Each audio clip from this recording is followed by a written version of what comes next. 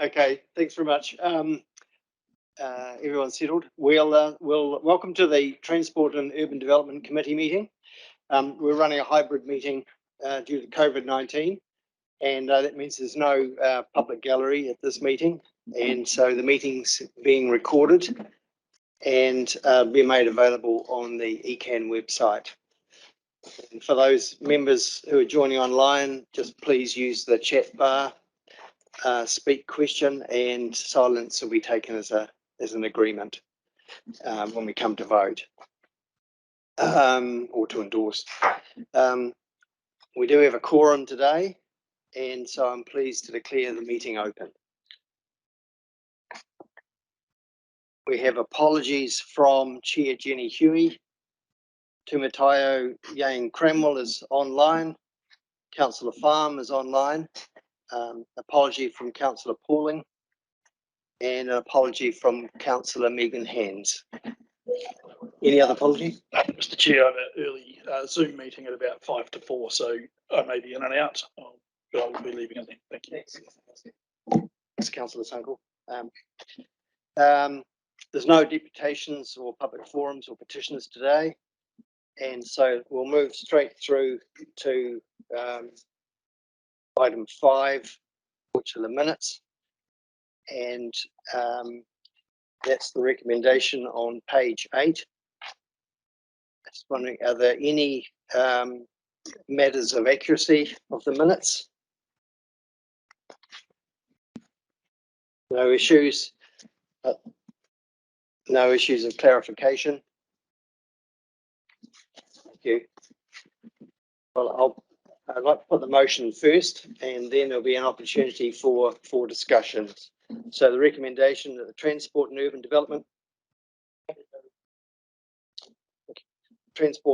Development Committee confirms the minutes of the Transport and Urban Development Committee meeting held on the 23rd of September. We have Councillor Clearwater moving, Councillor Scott second. All those or any items of discussion that we need on that? No items for discussion. All those in favour, please say aye. Against? No. Motion carried. Are there any matters arising from those minutes? No matters arising. We'll proceed with item 6, reporting items. The first item, 6.1, is transforming public transport and integrating urban land use and regional transport work programs update. And the purpose of this report is to provide the committee with an update on the work programs for the transforming public transport and the integrating urban land use and regional transport programs. And we have 3 council officers presenting on this today, and I wonder if I could invite Jeremy Dixon to be first up. And Jeremy is going to, rather than go through the paper from 1 to, Jeremy's going to mainly talk about or a presentation on real-time information system project. And Jeremy, if you could just talk to us about that, that would be great. Kia ora koutou.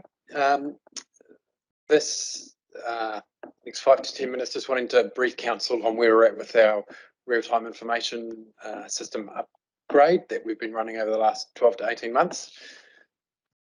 As a reminder, this was a project that we've run in partnership with Christchurch City Council to replace our radio-based real-time information system, which includes on-bus devices, our bus interchange, on-street devices, the database at the back end of this, customer journey tools and planning solution, with a completely new cellular-based solution with a new vendor, NEC New Zealand Limited.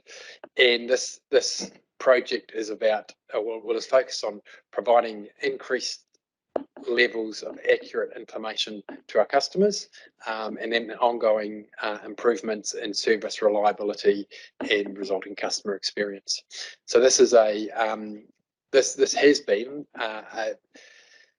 it's taken 12 to 18 months to get to where we are now, and it's been a I don't think I can understate the complex nature of a IT project that involves IT hardware, software, bus operators, the Christchurch City Council, Environment Canterbury, a bus interchange that runs 19 hours a day, 7 days a week, and the need to deploy all these components with the number one aim through the deployment has been not to disrupt our services. So it's been a big, significant piece of work from all those parties involved. We are live. It was implemented on the last tranche was implemented on the 17th of October. So we took an iterative approach to the implementation to de-risk it. As I said, we run a 19 by 7 operation, so there's not much opportunity for testing or outages, etc. with the public. And the last component was the bus interchange. It's live. It's in what we call early life support from a technologies systems implementation, where we're working through transition issues, user duty manager and our operator user enhancements, the familiarity with the system, and training as well with the staff. And one of the challenges that we had was we implemented it in a COVID environment, so we weren't able to get everyone. It was a lot more complex to get people in the rooms, trained, ready for go live, but we were able to do it. But we're still embedding it into BAU, and then we're planning for future phases, but also very cognizant that we still remain in a COVID environment, and we've got other challenges happening at our network at the moment, which are a priority over and above turning on some of these enhancements. But overall, as I stated there, look, we're really, really happy with the outcome and where we've landed. It's been a significant amount of work. Our operators have worked really hard on this. Our team have worked really hard on this. Our vendors have been very accommodating and worked with us to get to where we're at. Reminder of the benefits that we were seeking to achieve with this project. The first lot around it being a cellular-based system, removing some of the black spots that we had on our network around the hills. So now, so we've achieved that. There is a black spot under the tunnel, but that's because there's no coverage through there. But apart from that, there's no more black spots on our network. The system's sending a signal every second from every bus on our network, so at a high level of accuracy. So you would see that anyone using any the Journey Tools application or in the bus interchange, it's highly up to date and accurate with the information it's providing members of the public. One of the other things we wanted to do was enhance the customer information that we provide. So again, if you pop over to the interchange, you'll see that we've got the correct Today pronunciation for buses arriving at the interchange, which is something we set out to achieve, and council encouraged us to do that. We've got a new content management system that enables us to display the information both at the interchange, but also in the future. Well, it's at ARA and Rickett and lounges at the moment, but in other places around our network to encourage people to engage with public transport, so i.e. schools, libraries, etc. The hospital, as we look to deploy those. And we've got the system itself has got an inbuilt machine learning algorithm, or it's AI basically, that enables it to get better, predicting arrival times based on historic time of day, day of week, etc. As it learns. So it's only been in place for a month and a half, but it's learning and getting better. So we're also looking to turn on a greater feature set with the solution. So some of this reflecting on the fact that our primary aim was to not disrupt the public while we implemented this up to October the 17th. That has been our primary focus. So we haven't turned on anything. Well, we've turned on some things, but we've focused on that, and we're yet to turn on some of the headway management tool to reduce bus bunching. The devices on buses for drivers for turn-by-turn instructions, those are yet to be turned on, and that'll happen in the new year around other priorities. And the higher accuracy of the interchange door openings. So that's we're working through those sort of early life support issues to get to the level that we're looking for there. And we've got some future enhancements we're looking to turn on. Some of those, whether or not we choose to turn on Wi-Fi, enhanced Wi-Fi across our network, and/or bus screens and passenger announcements. That's to be confirmed. We actually want to do the work to understand is there value or perceived value to our customers. And traffic signal prioritisation, that's something that we're going to engage. In fact, we've got a meeting set with our vendor for January next year to talk through the product roadmap, all of these things that we may turn on and what it might look like, so we can plan what that looks like in partnership with CCC and funding allowing as well. And the last benefit that our customers notice and you'll see is the richer on-street infrastructure. As you can see that's there, that exists on street. It's for every real-time information based on where the buses are at, being displayed to customers. The devices have got text-to-speech, they've got alerts, and timetable information as well. And as I spoke about timelines, what are we doing now and into the future with the solution? So we are embedding the solution at the moment. That's what we're working on. As I talked about, some usability enhancements. It's not until the system's live and we've got 250 buses on the system using it and everyone using the system that we can understand if there's things that it's going to continue to make their lives easier. So that's what we're working on now. The on-bus driver units, the headway management, traffic signal prioritisation, on-bus displays. We've got a session planned for January next year to map out those. We're going to progress those as resources allow, and as I've alluded to, recognising that we've got some challenges with driver shortages at the moment. So we want to focus on that and not overload our operators. So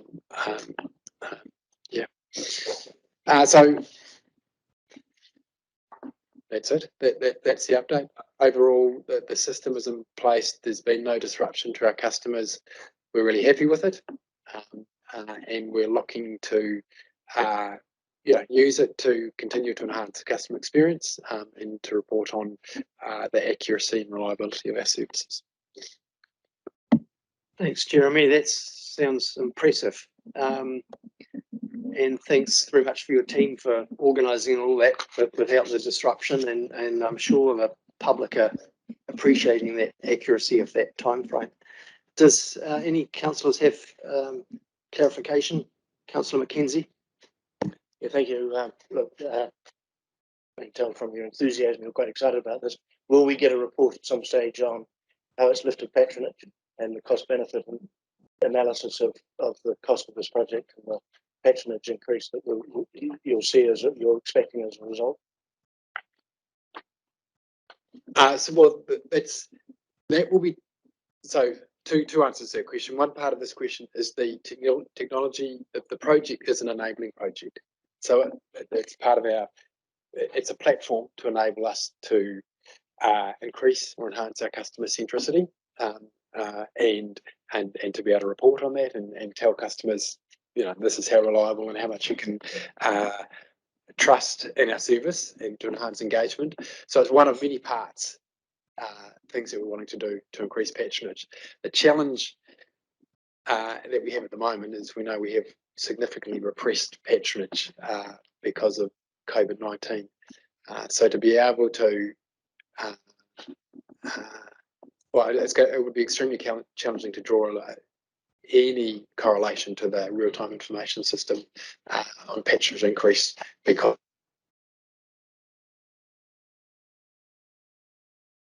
we were 2 years ago. But we I mean, we will be in our following the use of the solution, and we will be in our following the statistics around reliability and punctuality of our network. So we will be able to provide information and reports and updates to council in future states. I suppose I'm hedging my bets here, but it's a tough environment to be able to draw a straight line between these two things. Look, I understand that, but I suspect as we go into various budgeting planning processes, that at some stage the constituents will want to know that the money we're investing in this is showing the results that we would like to think we're going to get from these investments. And so look, I'm not suggesting that your answer is inadequate or anything, but I am suggesting that there is probably a demand for that sort of information to ensure that we are investing money wisely. Well, I think what we can commit to, and you do with all projects of this nature, is some form of benefits realisation. What that looks like, it's too early to guarantee what that looks like, but we can commit to that. Thanks, Jeremy. Yeah, pretty early days, a month and a half. Councillor Clearwater? Thank you, Jeremy. Can I just ask you about the traffic signal prioritisation part? And I think I know the plan's going to start with City next year. So have we got an estimated sort of timeline as to when that sort of part, I guess, of the infrastructure technical stuff might actually be underway and workable? No, it's a short answer. So the intent is to have well, I know I've got the date. It's booked in the calendar for January to have the date. So one element is money available. Timing of money. So I know the city have got some money in budget. So off the top of my head, I don't know if it's this financial year or next financial year their money exists. The approach we will take will be a trial. So we'll trial it with one or a couple of intersections next to each other in the first instance. So it's not going to deliver benefits across the network from day one. We'll probably trial it with one bus or two buses on one intersection going one way in the first instance, and then slowly expand that until we can ascertain, okay, if we can see, there's value in this, and then extrapolate it wider. Okay, right, noted. Thanks very much. Councillor Southwood? Really it's a comment, I think, for me. For me, I've seen we've got a new one of those time things on our next to the library in Sumner, and it's very reassuring to know when your bus is turning up and actually having confidence that when it says it's 2 minutes away, it actually is. And what I think around, so just going back to Ian's question there, I think my personal experience is that having come off the buses for because COVID said, please drive your kids to school, please drive yourself to work, don't use the buses, make sure there's enough space for those who absolutely need it. I did that. And I realised how easy it is to use the car. It's so much easier. And I had to work really hard to rejig my timetable to come back into using the bus. Now I'm using the bus again. I've worked my life, and my husband has worked his job and the way we travel and coordinate to enable that to happen.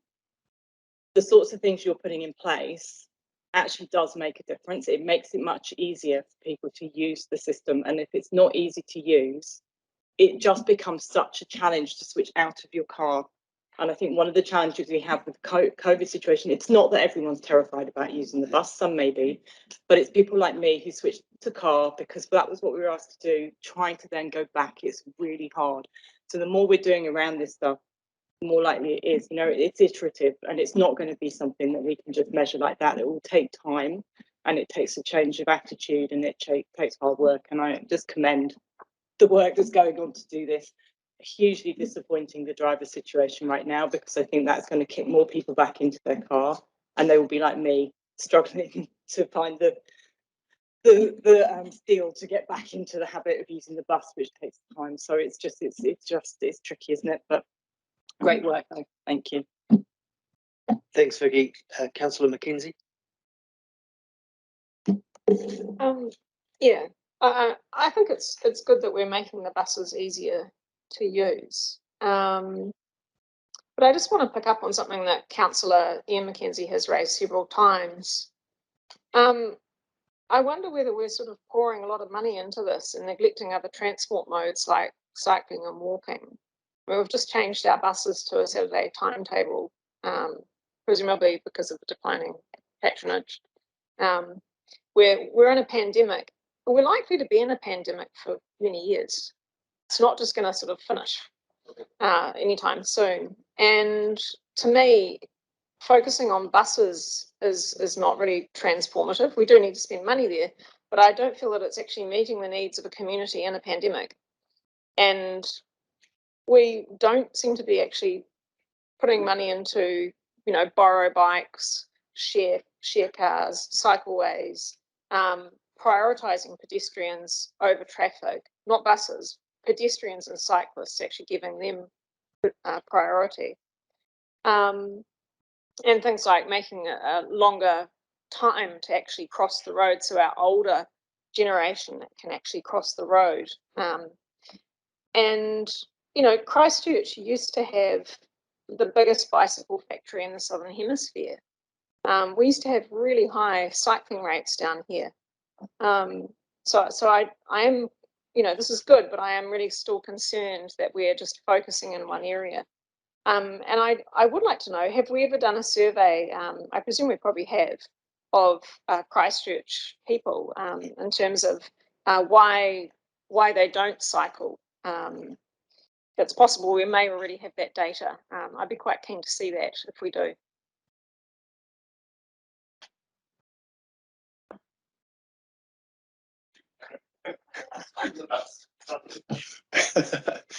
Through Mr. Chair. Yeah, look, the cycleways is the role and responsibility of the city council, of the district councils in that regard. So, I mean, we can source some further information for you around the level of improvements that are being made, the investment that's being made. There has been significant investment made in the cycleways, particularly in Christchurch. And significant investments in intersection improvements and the like. So happy to take that away, if you like, as an action from today's meeting to discuss with our transport managers group through Greater Christchurch and get some figures. If there are specific questions that you would like answered, happy to take those on board and facilitate some. Sorry. Oh, and yes, as well. Sorry. In terms of regional cycleways, that's probably not Christchurch City Council, is it? Yeah. So there is an element of investment through the districts in that respect. I'd have to go and source some further information on that as well. Stuart just mentioned also we do the travel demand management program, which is the joint program between the TAs in Greater Christchurch, changing people's behaviour patterns, how they travel, that kind of thing. So, look, I'm happy to provide some further information on that, if that would help. Yeah, I suppose it would be helpful to know how well we are working in partnership with the various councils to do that, because to me it's sort of it's not evident. You know, we're hearing about the buses, but we're sort of not hearing back about so much about the other initiatives. So the perception, from my perception, is that, you know, they're not happening as much. So perhaps that just is a perception. Thanks, Jeremy. I think, yeah, just come back to us with a wee bit of information. Councillor Marshall. Kia ora, thank you, Chair. And like Jeremy was so excited about everything that's been done, I just want to just echo that excitement. You know, the information we got as users of the bus 3 or 4 years ago compared to what we have today in our pockets. I caught the bus to work today for the first time. I was like, in the new Metro Go app, I was like, oh, this is awesome. I know exactly how far away my bus is. Whereas previously it was kind of a guesstimate that it may or may not be correct. But now, like Vicky said, you can actually plan your trip and be confident in your trip. And that comes back to that fast, frequent, reliable thing. And that's the reliability of the service. So just kind of challenging a wee bit what Councillor Ian McKenzie said, that for me, my trip today was really positive because I could have confidence in my planning and my use of time. And that encouraged me to become a more frequent user. I would just like to go back to one thing that you said on there about the interchange doors, and that was the low point of the trip, getting to the interchange and the driver having to radio in for the doors to be open because they didn't open when the bus pulled it. So I'd like to see that happen. Thanks, Nicole. Councillor Apanui. Super excited. Trying to get some energy back in the room. Look, the task that you guys have undertaken recently can't be understated. Like having worked in sort of in and around making a couple of apps and stuff, just trying to get one thing to communicate with something else, let alone on the move, and you know, an amazing piece of work. And I'd say it's probably in your time here, it'd be the most technologically advanced piece of work you'd do, I'd imagine, around the transport field. I don't know what they do in the water space, but I know they do a lot. For you guys, huge piece of work, and it's ongoing. So you switched this on around June-ish. Is that correct? Yeah, so we put on the on-street infrastructure in July, and so stage deployment until October the 17th of the interchange. My question is, can you give us a sense of the data storage now required for all this new information, and just how rich the information is coming in compared to what it used to be, you know, transponder versus cellular? Well, I could probably go away and tell you the number of bytes involved or gigabytes involved. It's so the old system was providing us pinging, but you know, less frequency and with less accuracy. The two significant differences here from a data space are the number of pings, so every second, for every and the level of accuracy. So that all gets stored into the system, but into our data warehouse. And then we've got you know, we use that data warehouse tool to analysis. What's our reliability, punctuality, etc. So there's a significant amount of it. To be fair, we're only scratching the surface because we have been focusing on the implementation and delivery of this. But what it does is opens up high levels or high granularity of data, so that we can, you know, work with our operators. They can see they use the tool to manage their day-to-day operations. So it's been vitally important to them.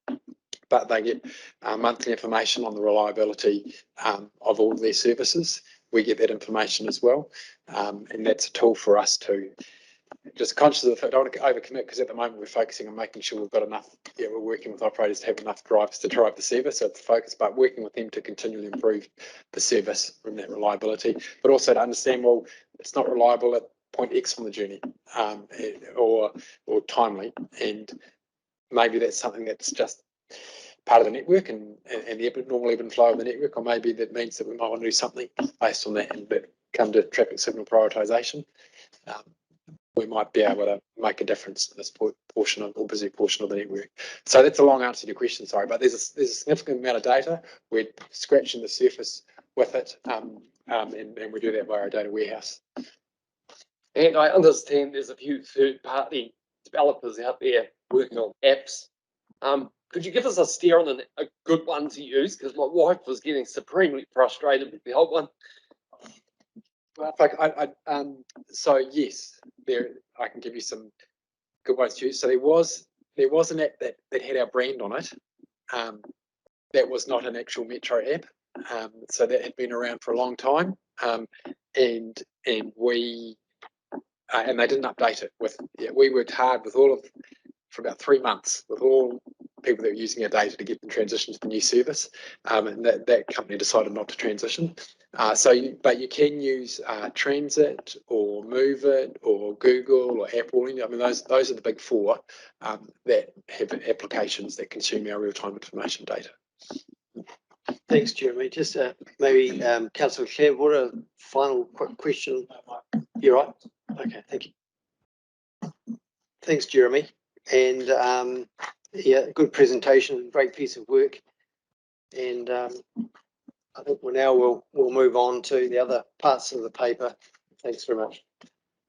I'll now ask Jessie and Stuart to go through the reporting on the remainder of the paper, and then we'll get some take questions or clarification after that.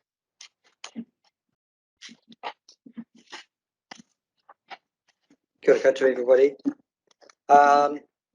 So I'll just run through the public transport components of this paper, and then Jess, you'll talk to the regional land use elements of it. So in July this year, you received a draft work program for public transport for the next 3 years. And so in the paper, you've got an updated version of that, outlining the work activities that we have been doing, are doing, and will be doing over the next wee while. So I just thought we'd give you an update on some of the key things that are going on.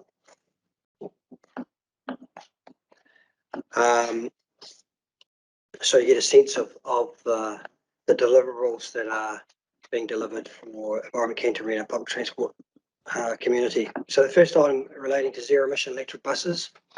As you know, through our retendering contract, we procured 25 new EVs. I'm very, very pleased to say that all 25 vehicles are in Christchurch now and are completing their final commissioning processes, and we expect them to be on the road by Christmas, which is pretty exciting. A number of them are already on the road around the Orbiter route, but the remaining vehicles should be on the road by the end of this year, which will give us 28 electric vehicles.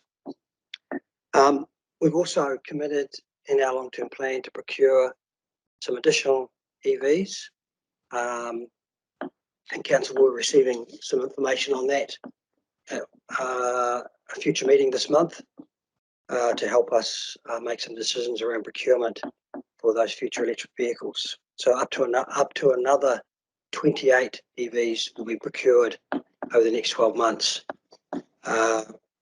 bringing our total to 56 EVs, which is very exciting. The next big piece of work that we've been working on is the fare review piece of work.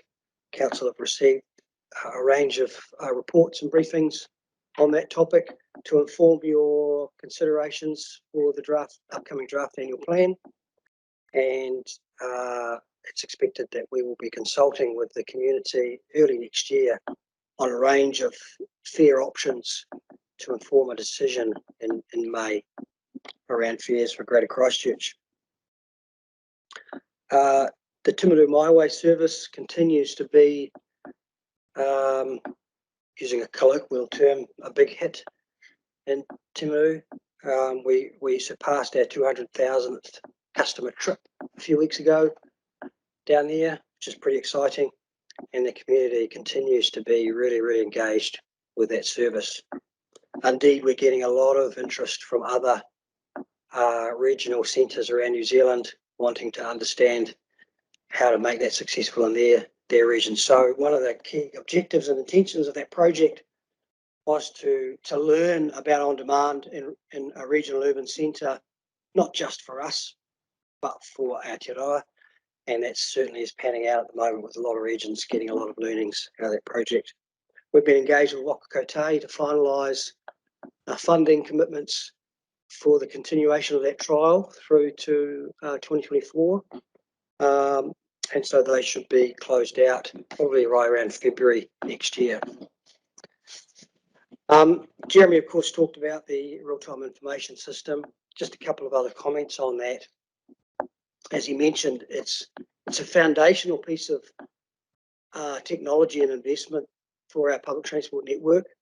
The system that it replaced was some 20 years old and somewhat past its use-by date.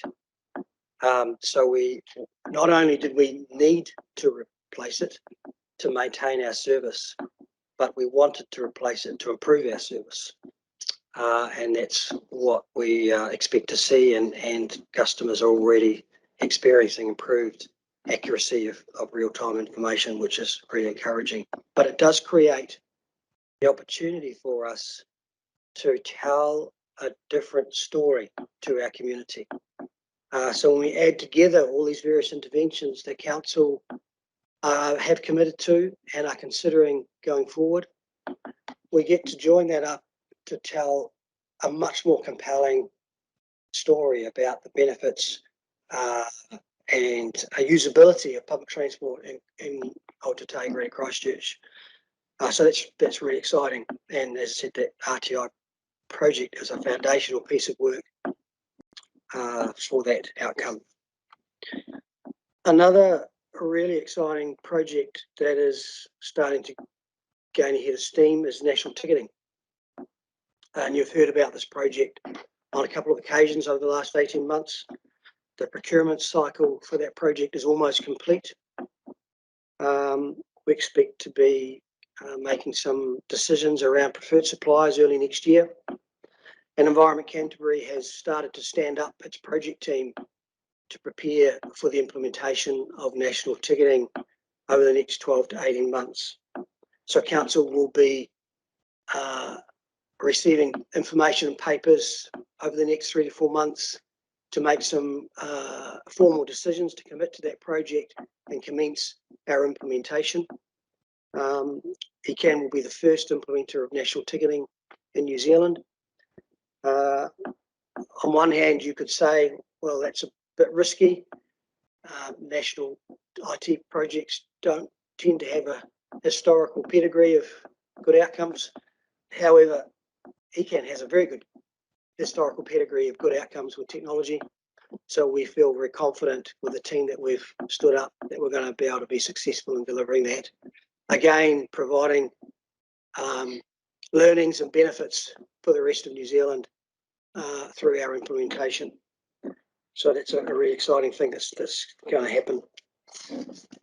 Public Transport Futures was a significant investment and commitment made by Greater Christchurch Partnership earlier this year and by Waka Kotahi in May, and has been incorporated into all of our long-term plans, an investment program over the next 10 years.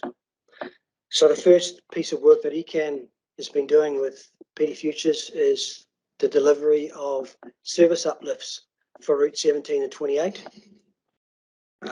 Just to a reminder, Route 28 currently goes from Littleton to Northwood, and Route 17 from Huntsbury out to the end of Wairaki Road, near the airport. A service review is currently underway. Been consulting with our community for nearly 3 weeks. It closes at the end of this week, after which we will analyse the feedback from the community for the changes we've proposed, which will then inform the final business case stage of the investment process to secure Waka Kotahi funding to deliver that service uplift.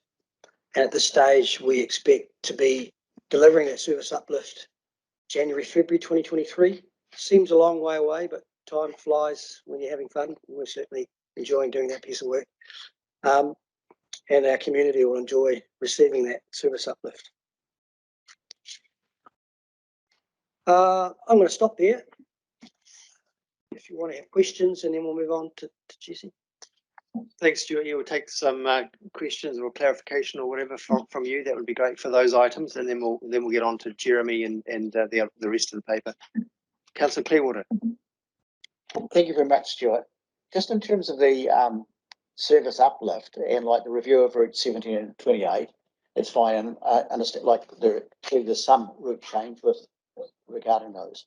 But I just want to ask you also around because I couldn't find it specifically in the draft planning and the work that's been done in relation to other I guess routes or other parts of the city where we had asked for some further transport coverage in the long-term plan.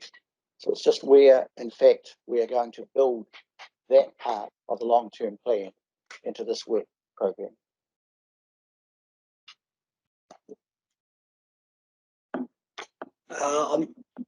I'm not aware of other service uplifts that we've built into the long-term plan. Matt, perhaps you could clarify that a bit more. So just like one part of the long-term plan decision and at the end of May was that there was a resolution that we have further to the regional PT plan, a public service review to be considered, particularly to investigate the public transport coverage of the areas in Christchurch where public transport routes have been removed and my way.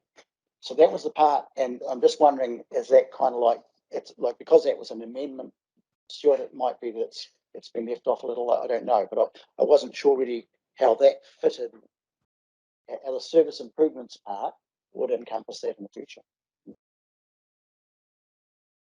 Yeah, so what we will need to do there is a more wider service review across Greater Christchurch, which isn't in our work program at the moment, so we'll have to add that in. Thanks, Stuart. Councillor Lapanui?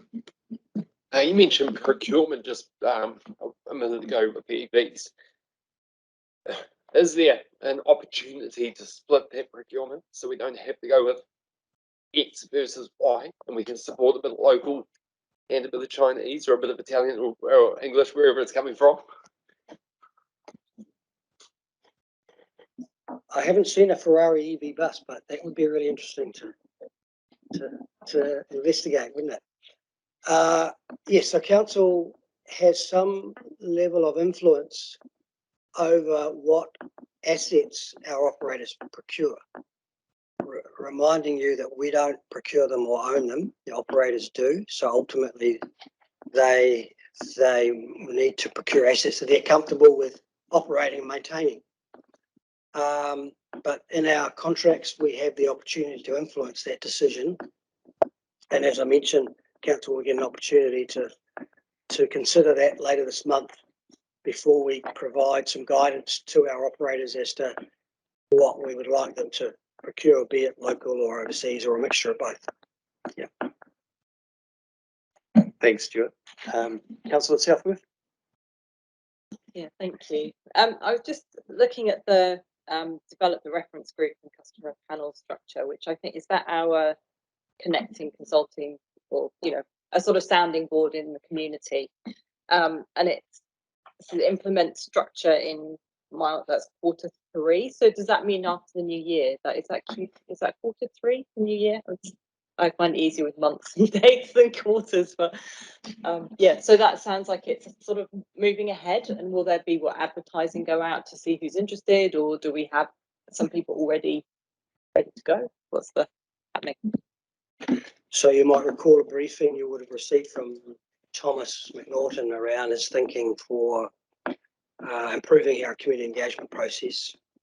And some of the ideas he had related to creating some more relevant community engagement groups and using some more relevant tools such as panels and online engagements. So he's been working away on that. My understanding is he's on track to have something ready to go in the new year. Noting we already have a number of community groups that we engage with presently. Youth Ropu, Age Concern, the Total Mobility Group. There's a range of different entities that we've engaged with and continue to. The whole intent and idea behind this piece of work is to create, as I mentioned, a more relevant method of getting the pulse and views and ideas from the community. The previous approach that we used to take had really done its time and wasn't really providing value to us or the participants. And so this is why we've decided to do a review of that process. Great, thank you very much. Councillor McKenzie? I think in terms of the Southbridge Trial Bus service, are we seeing an uplift in patronage or encouraging shift in patronage there? We did the initial change, but then we went into lockdown. And so while there was an initial strong positive reaction from that community with the changes that we made,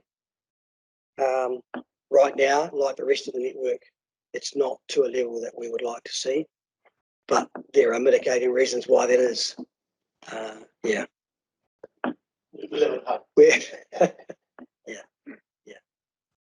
Thanks, Stuart. I think we've no more questions for you. So I wonder if we could move on to Jeremy, and if you could explain. Sorry, Jesse, if you could explain, your part of the paper.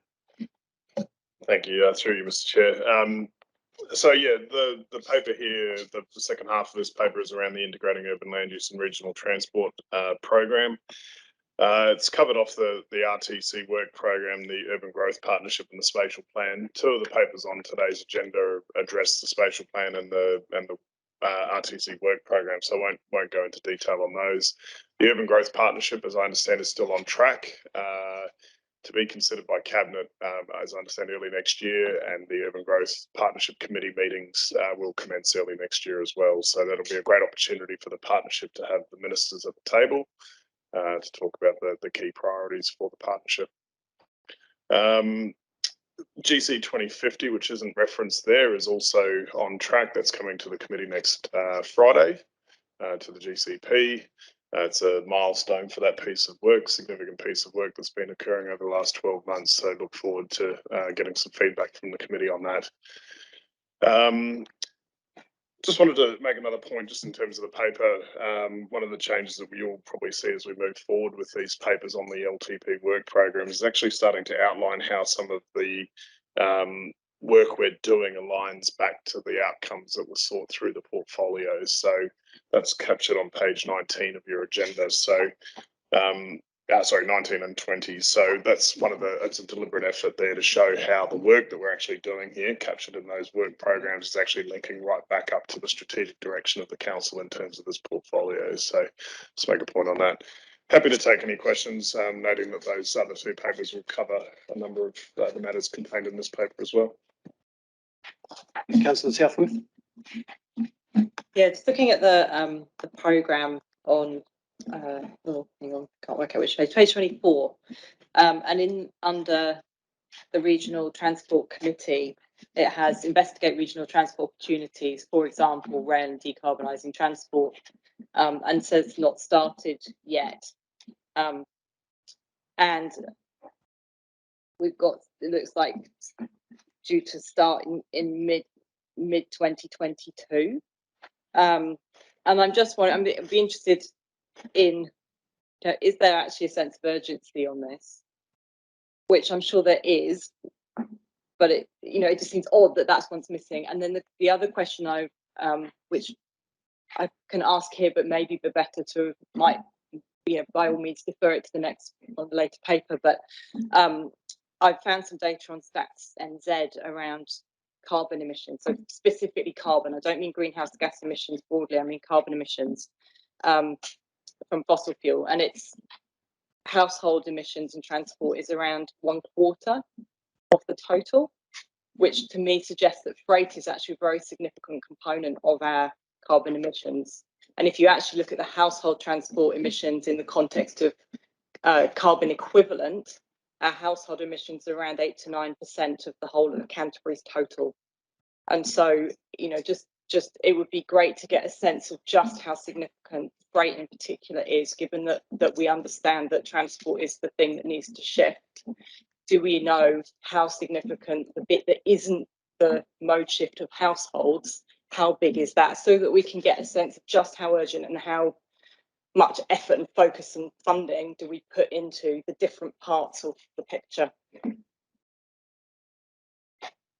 Through you, Mr. Chair. So just to respond to your first question, so we are doing work in the space of rail and decarbonising transport. So that is certainly work part of the RTC work program. It's also part of the Greater Christchurch work program. So I can absolutely say that we are doing work in that space.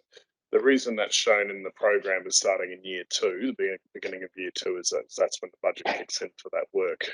So there is lead up work that we are doing at the moment. It is incorporated as part of the Greater Christchurch Spatial Planning. It's part of the forward work program for the RTC. We're talking about it at South Island RTC chairs as well. So there's a number of initiatives underway. We're doing a whole lot of research around emissions at the moment from the transport network and people's behaviours and things like that as well. So that's another thing that we'll bring back to the committee as well. In terms of the carbon emissions, yeah, I'll need to have a look at some of the details, and I might defer to Luke and Claire in that respect, because they have been doing a lot more work in that space. But certainly there's a profile of emissions for Christchurch in particular, our main urban centre. Christchurch City is working on an emissions tool at the moment, as is Waka Kotahi as a national tool. it does have the ability, as I understand it, is it's a very good communication tool to actually show the different investments that you can make in different programs. So, say for instance, if you're electrifying your fleet of vehicles, to whatever percentage you may invest in, and see that shift.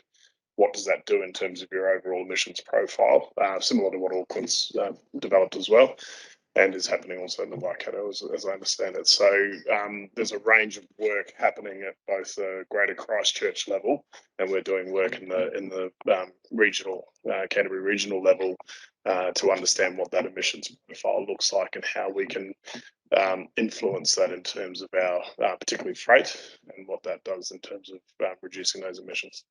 So we've got targets in the RLTP around increase of freight via rail. So that's one of the targets is 100% increase of freight via rail, and also a reduction of 30% of greenhouse gas emissions from transport. So some bigger targets, and we're also waiting for next year the emissions reduction plan and the budgets to land. So signalling now, I guess, that there is going to be some significant shifts required in the transport sector to meet those targets that we've previously spoken to the council about it. Thanks, Jesse. I think, sorry, Kate.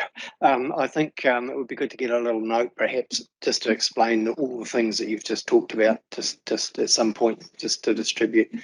Follow up to that, which again, it could relate to the next one, but since you've raised it just now, it was a subsequent question later on that I had was around that 100% transfer to increase in rail freight. And my understanding is there's such a tiny amount currently being moved around. It didn't look to me like that was necessarily actually all that ambitious, but also hitting that 30% reduction. Does that, do the actual practical things like 100%, do those targets all actually end up landing at 30%? Like, do they, if you see what I mean, like those aspirations for very specific things, 100% more rate rail, does that add up to a reduction of 30% by the 20? Really, Mr. Chair, they're two separate targets. So one is about increasing freight via rail, which is a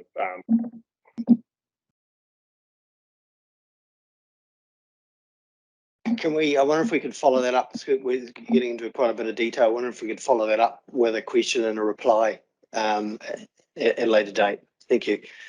Councillor Mackay, did you have a question? I couldn't know whether you had a question or no. Councillor Acker.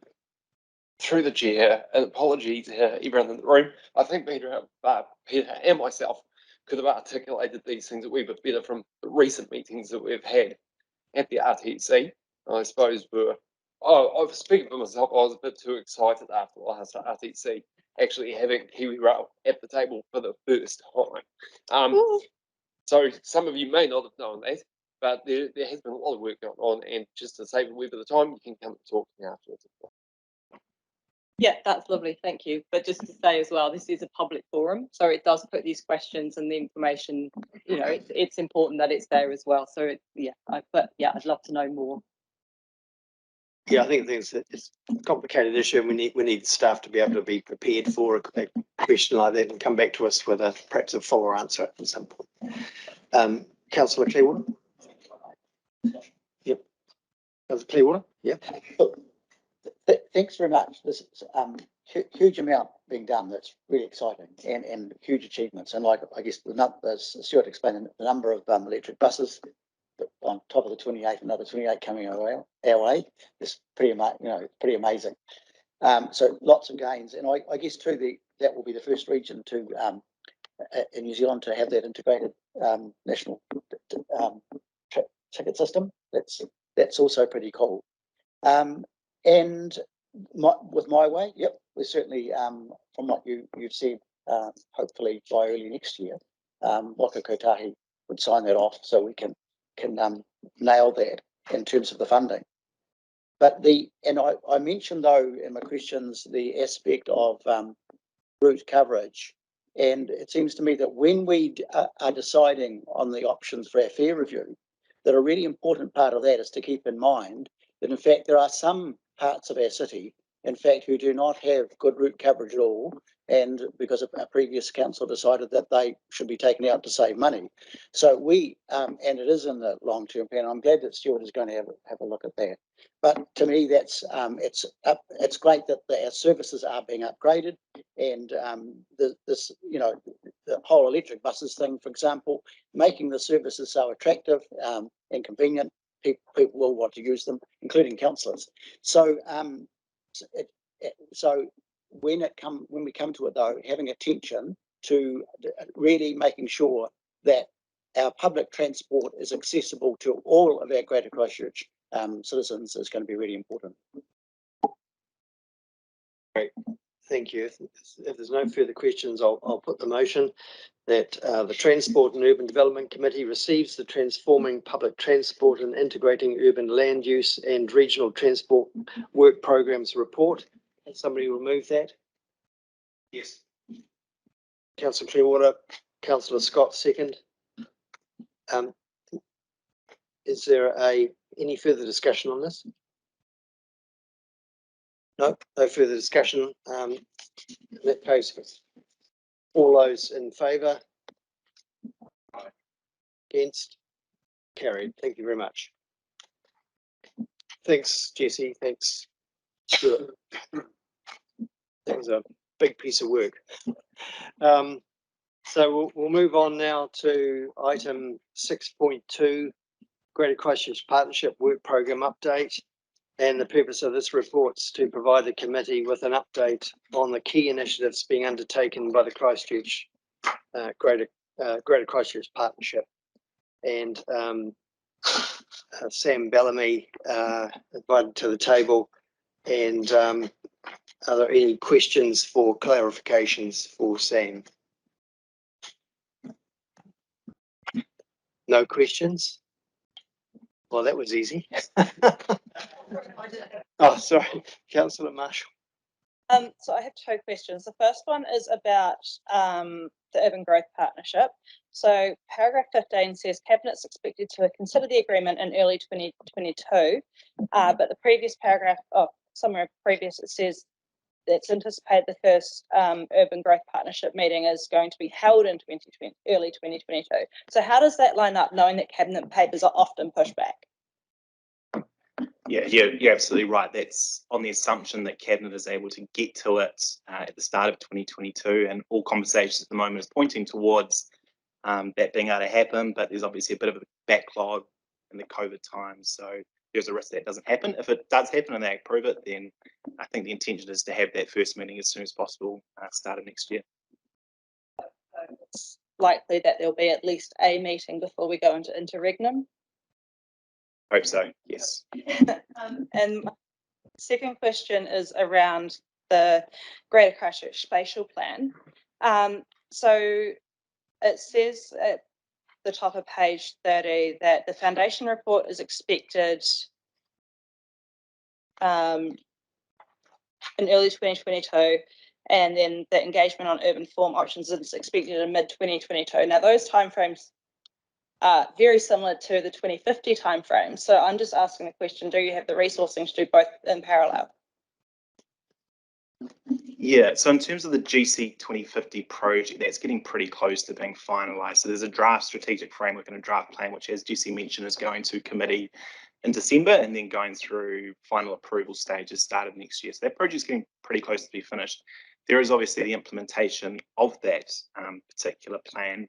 And my understanding is a lot of that is already within existing work programs of partners or through the partnership where there's budget for it. The spatial plan, as you say, the schedule for next year is to come into a foundation report for the start of next year. And when I say start of next year, I'm sort of talking February, March. And to carry through to mid next year, which will be a preferred urban form, and in that time, some sort of engagement. So the long-winded answer is that this is all being scheduled out, and it is tight, and there is a lot of there is only so much capacity within the organisation to deliver, but we're developing a work program that can be delivered by partners. Yes, that's my long-winded answer. Yes. Thanks, Sam. Yeah, my understanding from the partnership is that we are keen to keep moving to deliver both of those things and avoiding delays so that it's well and truly landed before later on in the year. And yeah, you're right in those. In those, I've sort of picked up a couple of items: paragraph 10, paragraph 15, and paragraph 23, which just give a little bit of an information about the next steps on each of those. So just really drawing councillors' attention to those. But okay, so I'll put that motion then that we. The recommendation is that the Transport and Urban Development Committee receives the update on the key initiatives being undertaken by the Greater Christchurch Partnership. Do I have a mover? I'll move it. Councillor Scott, seconder. Tana Epanuis. To raise your hand really high. Okay, thank you very much. Any discussion? Any further discussion? No further discussion. All those in favour? Against? No, carried. Thank you very much. Thanks, Sam.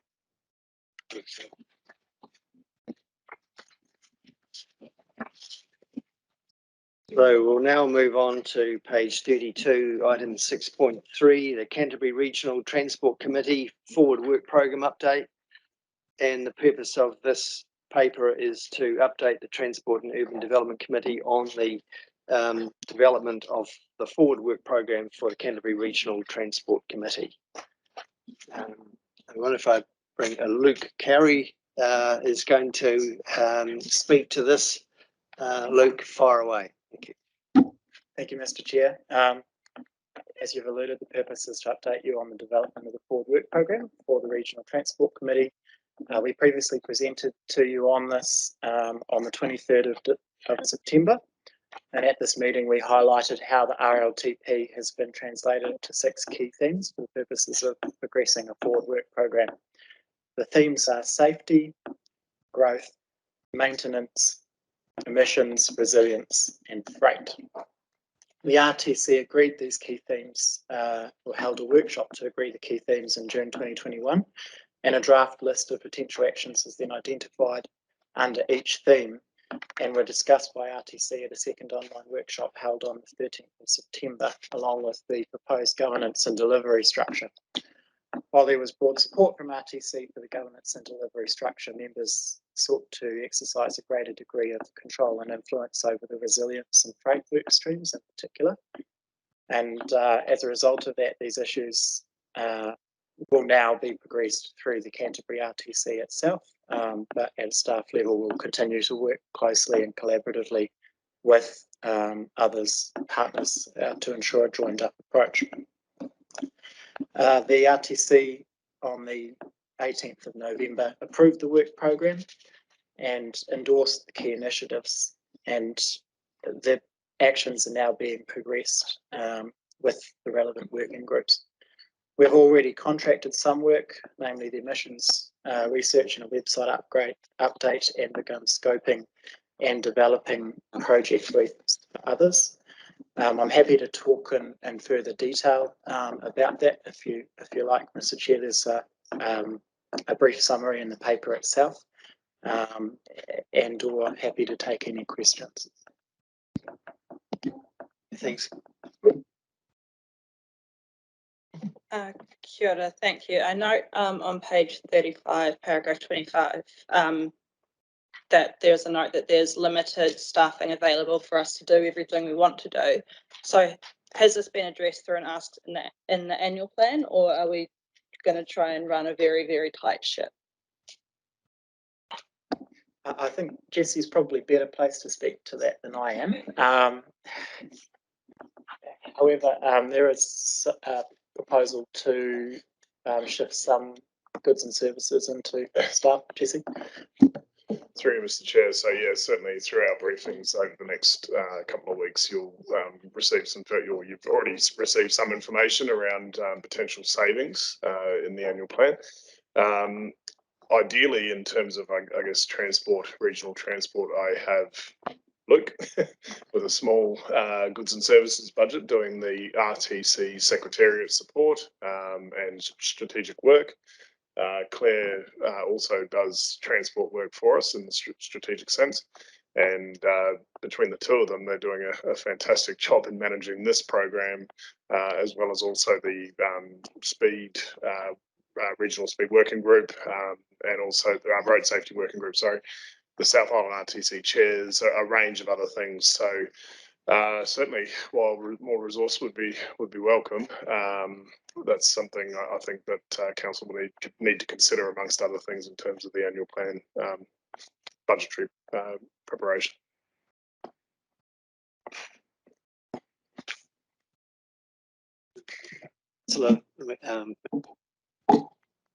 Thanks, Luke. My question's really around the research that's been done in relation to the emissions. And I gather from the work plan that that's underway, is it? And I just really wondered about the component though of, and besides the research is really useful, but the component of engaging with people so that, apart from the participants in the research, that a wider group of people get to, or we hear back from them as well. And just wondered if there might still be a way, for example, that our engagement and communications people might be able to be connected with that research. Through you, Mr. Chair, I think that's a very good question. There's the missions research is effectively aimed at understanding Cantabrians' attitudes and perceptions to a range of potential transport reduction interventions that have been put forward through Hikina, and some of which have been then progressed through the emissions reduction plan as well. And there's two components to that. There is a survey based on representative sampling across the region, and then there's also a community focus group as such in Darfield. And Darfield was chosen because we saw it as being typical of many smaller rural communities across Canterbury, but also has some degree of urban influence from Greater Christchurch and a very basic level of public transport as well. So there's some travel choice in Darfield. But I mean, I think there's further opportunities to connect, certainly across this organisation, with community comm staff, for example, in the It's Time Canterbury and other initiatives that we haven't yet identified or progressed. And thank you, Luke, and through you, Chair, if I may comment, it'd be great for this committee to hear the results of that, and especially as to how we might widen those conversations. Thank you. Councillor Mackenzie. Yeah, I've only got one question because Nicole asked the exact question that I was going to ask around funding in the annual plan. But my other question was around number 23, around decarbonising freight and KiwiRail working to be more competitive. We used to fund rail a long time ago. There was actually a levy on trucks, on freight on trucks, if they travelled beside the rail for a long distance. Are we talking to government about that type of thing, or is there a role for councillors advocating in that area? I mean, do you have any information around that type of funding? Because I don't see how we're ever going to sufficiently fund freight onto rail while the trucks are effectively subsidised. I mean, the ministry has identified a whole range of potential interventions through Hikina that are aimed at decarbonising the transport network, and that includes pricing mechanisms as well.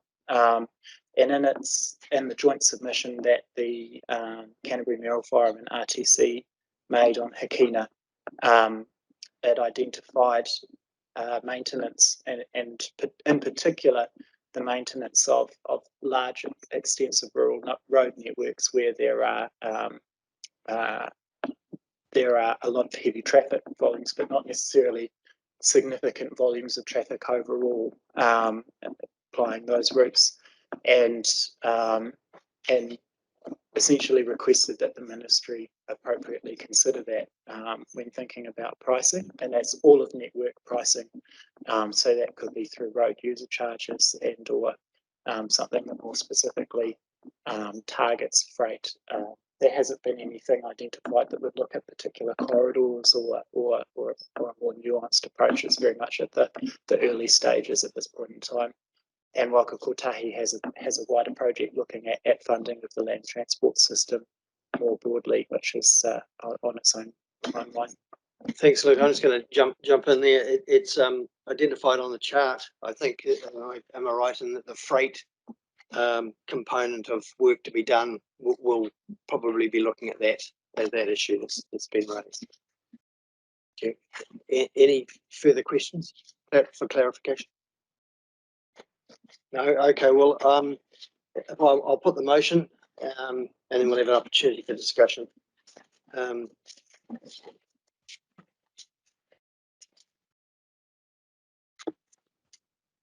So the recommendation is that the Transport and Urban Development Committee receives the update of the Canterbury Regional Transport Committee Forward Work Programme. Do I have a mover for that? Councillor Apanui, second. Councillor Clearwater. Opportunity for discussion. Any further discussion? No further. Oh, Councillor Scott. Yeah, I've left until now to say anything because of the clarification sort of stuff, but I guess mode shift in Canterbury is difficult because 90% of our freight in Canterbury is internal. So therefore we have to have a wider conversation, which we are having. And in terms of the emissions and mode change, there are some very difficult things that we need to do. We don't hold the levers. The central government hold most of the levers in terms of doing that if you look at Canterbury. But we have got a really key role to play across the sector in the South Island. And was it Monday we had a meeting with South Island Chairs, was it Monday? And we've got an agreement that when we meet again in March for a freight supply change strategy for the South Island, we'll have some serious discussions about those sorts of things. Kiwi Rail at the moment are a bit compromised in terms of being able to come to those things at any high level because they haven't got a CEO, they've got an acting one, and that person's not going to be there for much longer. So they're in a bit of a state of spin at the moment. But I am pretty much encouraged by Michael Wood's announcement today that there's $30 million going to coastal shipping, because that's the other bit that's missing for us to have a discussion about in terms of how can we do these things. We're frustrated as anyone in terms of how we can go about that. We have got some ideas, and we are working with the people in the transport sector. That's the people that move stuff on the road and the people that move stuff on the rail in terms of that interface. And they both want to play in that same space. They both want to get involved in that. But how we do that is a bit confused by the fact that Kiwi Rail are also not treated as a loss leader, therefore a direct competitor with road. And until we change that, I don't think that there's going to be a lot going on. So one of the things you want to do if you get to an MP is say, look, you need to treat Kiwi Rail as a sunk investment for the country and for the good of climate change. I mean, that's one of the things that we said to James Shaw about, like, James, we can't do much here. There's only two things that we can do. One's electric buses, which we're spoken about, which is really, we're heading down that track. And the other one is continue to encourage in Canterbury Kiwi Rail to put a spur out to Fonterra and take 650,000 tonne off the road. Other than that, and I mean, you can back me up if you like. We've passed questions time for staff, but there's no other levers. We can do a congestion charge in town. We could get us, Christchurch City, to stop all the parking on the sides of the roads and put Wilson's charges up to $15 an hour rather than $2 an hour, whatever they are. We could do a regional fuel tax. There's a whole lot of those things that we could do, but we would need some wider support for that. So you may only have a small staff, but they're very well collected, and they do work very well, not only for Canterbury but for the South Island. So I'm not making any excuses for us, but we're doing what we can, and hopefully in the new year that we'll make some more progress. Thanks very much. No further discussion? All those in favour, please say aye. Aye. Against? Carried. Thank you very much. Thanks, Luke.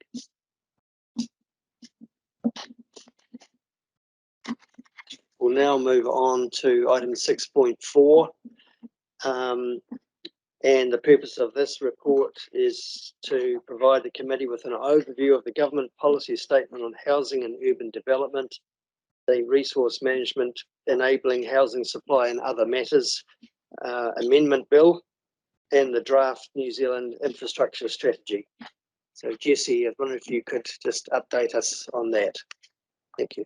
Thank you, Mr. Chair. So, yeah, this paper, as the Chair's just articulated, is focused on the government's policy statement on housing and urban development, amongst other things.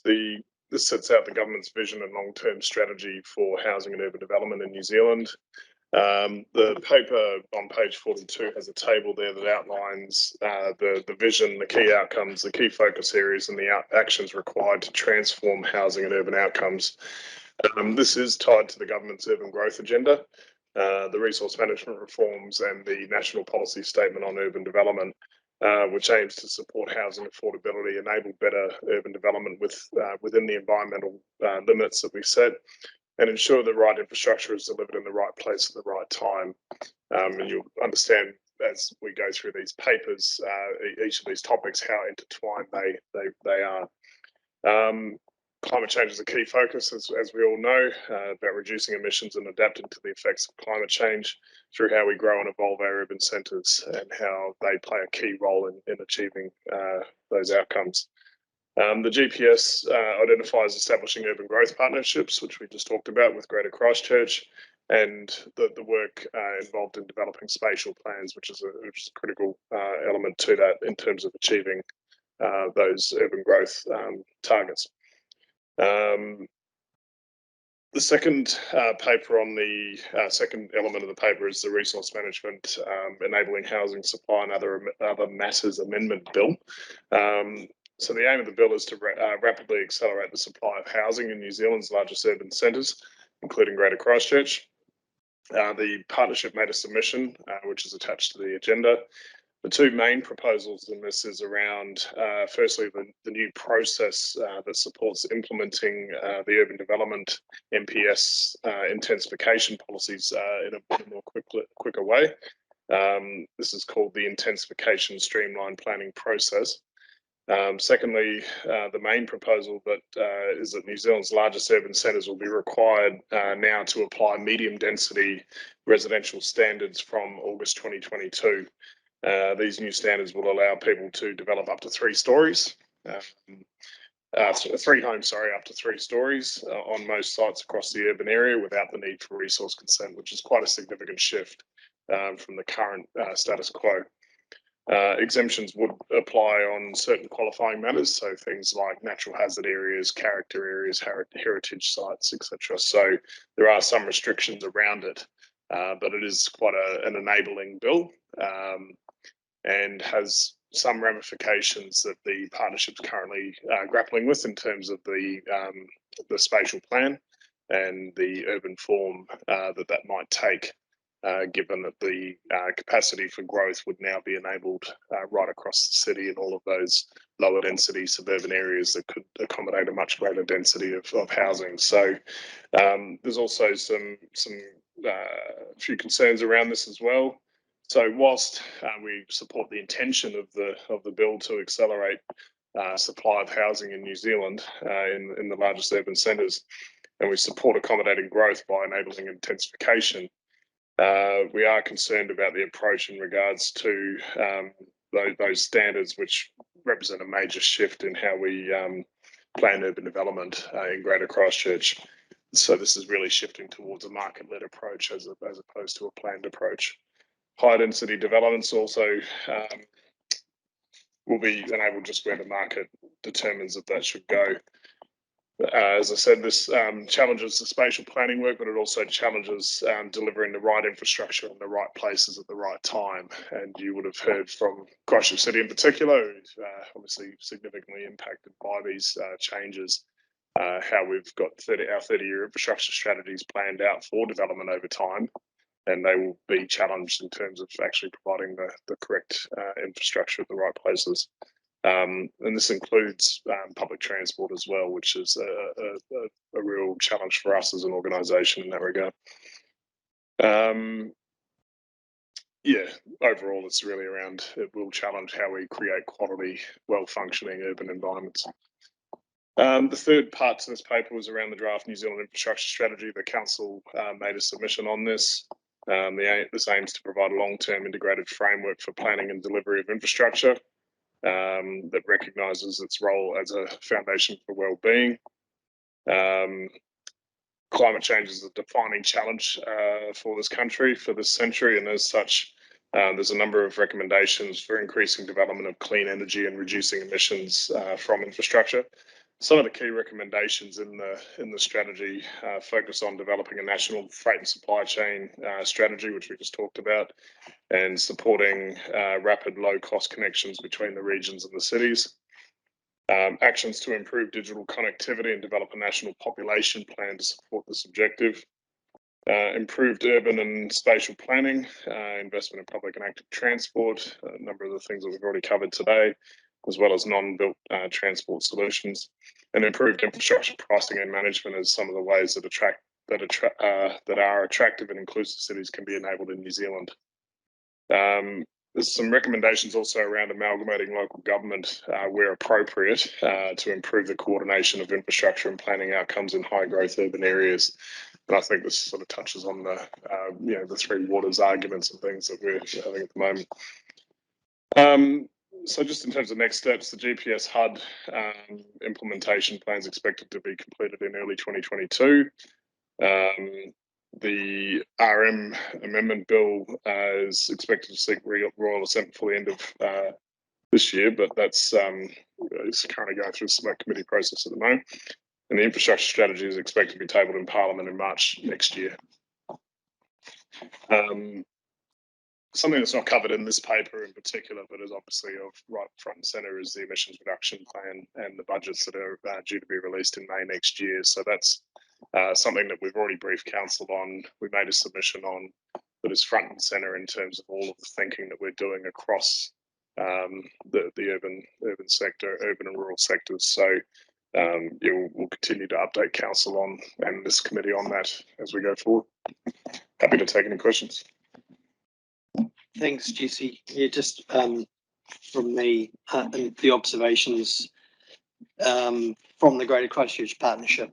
The partnership obviously pretty concerned about the direction that the bill is going in, and I just picking up on the GPS part of that that first part you talked about, and it talked about decision making. The purpose of that decision making to better alignment across government agencies. Well, that just seems that it certainly is needed. But I thought that the GCP had decided at our last meeting we didn't have long to meet, so the decision was that there would be a joint submission from all of us. I think I'm right in saying that, and I personally, looking at it, I think it's pretty good, and it's making some suggestions about what the government may need to look at in terms of that bill. And I know that the submissions have closed, and there's quite a bit of concern from other sectors of New Zealand as well about which direction it was going in and what it might mean for our cities, market-led versus a planned approach. And obviously our GC 2050 is a planned approach, and we're setting up the partnership with the government, a planned approach again. So it's just how these things all fit together going forward to ensure that we end up with quality urban environments. But are there any questions or clarification from councillors? Councillor Clearwater. Thanks, Jesse. I've just got one short question and I want to make a comment about the report, but the term that you've used in relation to the housing urban development and the GPS on that, it's government's commitment to urban growth and place-based partnerships. So can you just, and I've heard the term before, I just wonder if you might elaborate on what the policy statement that sort of means by place-based. And the reason where I'm coming from is it just seems that in terms of the bill, much of the rhetoric, if you like, is not too focused on being place-based, as my understanding. So that's on page 43, Jesse, and it's just under that heading. What does it mean for Environment Canterbury? It's in the last line of that.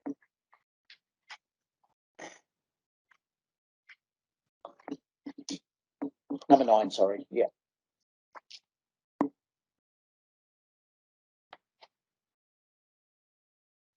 Yeah, so place-based partnerships. It's Christchurch partnership is so in the context of place-based partnerships, so the Greater Christchurch Partnership is an example of that in terms of where collectively we're driving forward a strategic vision for Greater Christchurch for the next 30 years through the GC 2050, through the Greater Christchurch Spatial Plan and the enabling partnership with central government through the Urban Growth Partnership. So these are place-based partnerships. These are the kind of things that the urban growth agenda and the urban growth, the GPS on housing and urban development, how all of this aligns and is delivered is through those place-based partnerships. So we couldn't be doing the GC spatial plan work without central government support, without our partners around the table. It's critical that we've got them at the table. Mana Whenua at the table as well, in terms of our realising our vision for Greater Christchurch for the future. So that's what that references to. Thanks, Jesse. And that sort of reminds me that the Greater Christchurch Partnership, our place document that was prepared for a vision for urban growth in our place, 2019 or 2018 to 2048. That's usurped a little bit, and we've now changed our RPS Chapter 6 to align with that, to enable that those areas identified in that document. So yeah, it's about us. We have national policy, and our placemaking is presumably, hopefully, for us to have a bigger say in. Councillor Clearwater. Make a comment about the report, Mr. Chairman. Yeah, thank you. So, and I particularly want to thank you guys as staff, because I think these have been excellent reports, and this one particularly gives a really good coverage and summary of what it means for us as a council, really, and particularly in light of the fact that you've had to steer so many submissions in relation to government legislation. And it's all come at once, and if it's not only in transport, for example, in Three Waters, but also in this whole spatial and urban development part. I'm very pleased that we have, as a council, we've submitted with the partnership bill submission that makes total sense to me in working together. And the report that you have here too. It just is a really good summary of the challenges that the housing bill is presenting us, and I think the way you've summed it up, that it's now more market led from planning, and that has been a concern. And a lot of I know other council submissions have been strong on that too. And the need to deliver the right infrastructure is paramount, and the costs of that are going to be enormous. And it's going, of course, it run along the right infrastructure is the right place at the right time, and that is that whole thing about planning it in place, just as Jesse has described. So, there's going to be a huge amount of investment now, and this infrastructure strategy indicates that Christchurch is going to be an important part of the investment in infrastructure in our country. So we've got a lot to do. And a big part of that is, as they are quite clear, is public transport and active transport. So we've sort of taken some questions of clarification and some comments. Any other items for discussion? No further discussion. I'll put the motion then.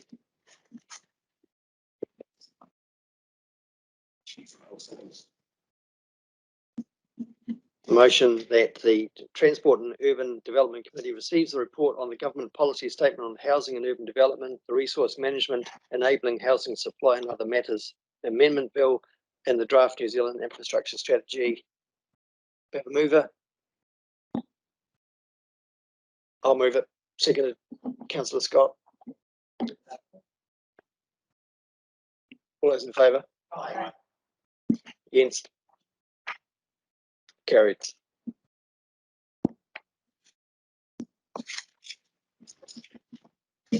Okay.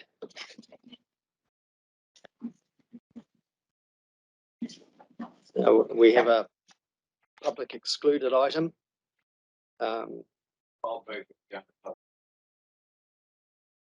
Extraordinary and urgent business.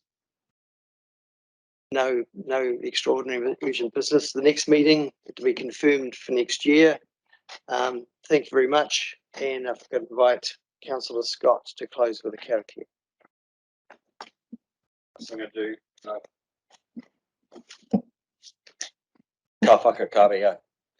Ka whakakaria te reo, kei te tahu o tu tatu whare, kia tikina ano, a tona nā wahi, haumi e, hui e,